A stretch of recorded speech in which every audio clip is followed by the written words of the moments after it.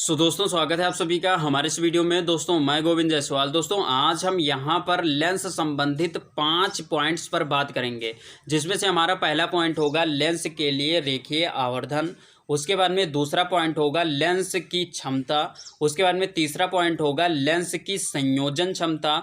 और उसके बाद में चौथा पॉइंट होगा लेंसों की पहचान। और उसके बाद में पांचवा पॉइंट होगा लेंस का उपयोग। तो यहाँ पर हम सबसे पहले पॉइंट पर बात करते हैं, यानी कि रेखीय आवर्धन के बारे में जानते हैं कि रेखीय आवर्धन क्या होता है। दोस्तों लेंस के मुख्य अक्ष के लंबवत मापी गई प्रतिबिंब की लंबाई तथा वस्तु की लंबाई के अनुपात को ही उस लेंस का रेखीय आवर्धन कहते हैं और इसको यम से लिखते हैं। यानी कि अगर हम यहाँ पर मान लें वस्तु की लंबाई को यच और प्रतिबिंब की लंबाई को यच डैज मान ले, तो यहाँ पर हम लिख सकते हैं यम is equal to h dash upon यच।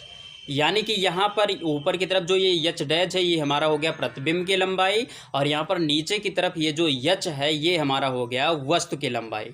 अब यहीं पर अगर हम आगे बढ़ाना चाहें तो यहाँ पर हम क्या करेंगे कि जो प्रकाशिक केंद्र, लेंस का जो प्रकाशिक केंद्र होता है, प्रकाशिक केंद्र से जो प्रतिबिंब की दूरी है उसको अगर हम v मान लें और प्रकाशिक केंद्र से वस्तु की दूरी को अगर हम u मान लें, तो यहीं पर हम ये जो यच डैश अपान यच लिखा है इसके आगे बराबर लगाकर हम लिख सकते हैं v अपान u। यानी कि यहाँ पर ये जो ऊपर v होगा हमारा ये होगा प्रतिबिंब की दूरी प्रकाशिक केंद्र से, और नीचे जो u होगा ये इसका मतलब होगा प्रकाशिक केंद्र से ये वस्तु की दूरी है। तो यहाँ पर जो रिलेशन मिला वो हमको मिला m is equal to h dash upon h is equal to v upon u। अब यहाँ पर यम का मान कब प्लस में होगा कब माइनस में होगा इसको यहाँ पर जानना जरूरी है। दोस्तों यहाँ पर जब प्रतिबिंब ऊपर की तरफ, जैसे यहाँ पर ये चित्र शो हो रहा है, इस चित्र में जो प्रतिबिंब बना है ऊपर की तरफ है और वस्तु भी ऊपर की तरफ है, यानी कि प्रतिबिंब सीधा बना हुआ है। तो यहाँ पर क्या होगा, यहाँ पर जो यम का मान होगा वो पॉजिटिव होगा, क्योंकि मुख्य अक्ष के ऊपर की तरफ मापी गई दूरी को हम यहाँ पर प्लस में लेते हैं। और उसके बाद में मुख्य अक्ष के नीचे की तरफ, यानी कि ये जो अब अगला ये चित्र यहाँ पर शो हो रहा है इसमें यहाँ पर प्रतिबिंब नीचे की तरफ बना है, तो यहाँ पर नीचे की तरफ बनने के कारण इसमें जो यम का मान होगा वो हमारा माइनस में होगा, क्योंकि यहाँ पर हमको पता है कि मुख्य अक्ष के नीचे की तरफ मापी गई जो दूरी होती है उसको हम माइनस में लेते हैं, तो यहाँ पर यम का मान माइनस में हो जाएगा। तो ये रहा हमारा रेखीय आवर्धन। अब हम बात करते हैं लेंस की क्षमता के बारे में कि लेंस की क्षमता क्या होती है। दोस्तों लेंस द्वारा प्रकाश के किरणों को अभिसारित तथा अपसारित करने के सामर्थ्य को लेंस की क्षमता कहते हैं। कहने का तात्पर्य है कि यहाँ पर ये जो हमारा उत्तल लेंस है इसमें उस तरफ से जो प्रकाश की किरणें आती हैं उसको एक बिंदु पर इकट्ठा कर देता है, तो ये हमारा हो गया अभिसारी का गुण। यानी कि यहाँ पर जो प्रकाश की किरणें हैं उसको लेंस क्या करता है, इकट्ठा कर देता है। तो यही जो गुण है वो हमारी लेंस की क्षमता को दर्शाता है। और यहीं पर जो हमारा अवतल लेंस होता है उसमें उस तरफ जब प्रकाश की किरणें आती हैं तो वो इस तरफ आने के बाद में फैला देता है इसको, तो यहाँ पर प्रकाश को फैला देने का जो इसका गुण है यही दर्शाता है इस लेंस की क्षमता को। अब यहाँ पर मैं आप सभी को बताना चाहूँगा कि जो लेंस की क्षमता होती है वो लेंस के फोकस दूरी के, जो फोकस दूरी होता है उसके प्रतिलोम के बराबर होता है। यानी कि यहाँ पर मैं आप सभी को बताना चाहूँगा कि यहाँ पर हम अगर हम लेंस की क्षमता को अगर हम P से लिखें तो P इजिकल टू हम लिख सकते हैं 1 अपान यप।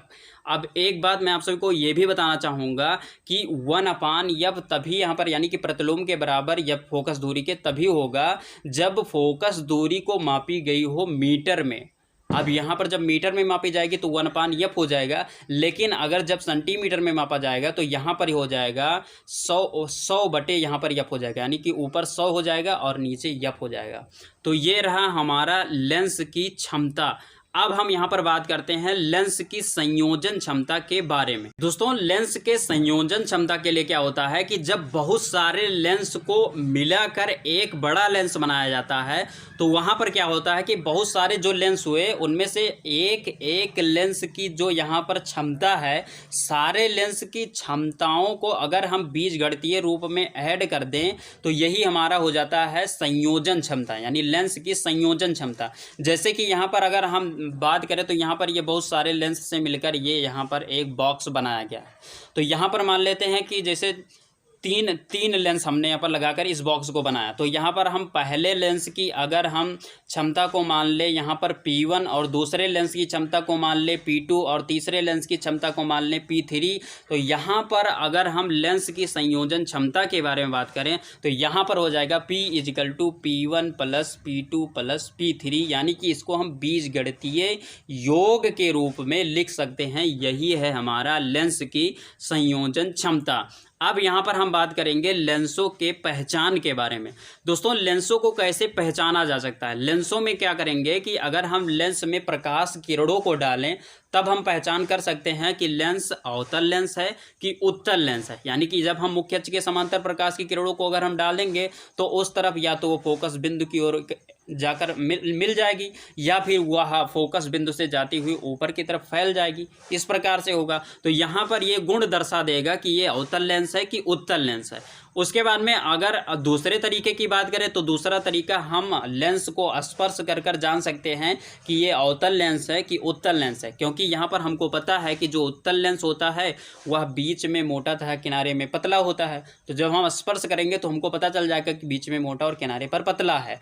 और उसके बाद में अगर हम अवतल लेंस के बारे में बात करें तो अवतल लेंस बीच में पतला और किनारे पर मोटा होता है। तो वहाँ पर भी हम जैसे स्पर्श करेंगे तो हमको पता चल जाएगा कि ये अवतल लेंस है। अब यहाँ पर हम बात करते हैं लेंसों के उपयोग के बारे में। दोस्तों, लेंस के उपयोग के बारे में अगर हम बात करना चाहें तो लेंस का उपयोग हम दूरदर्शी बनाने के लिए कर सकते हैं।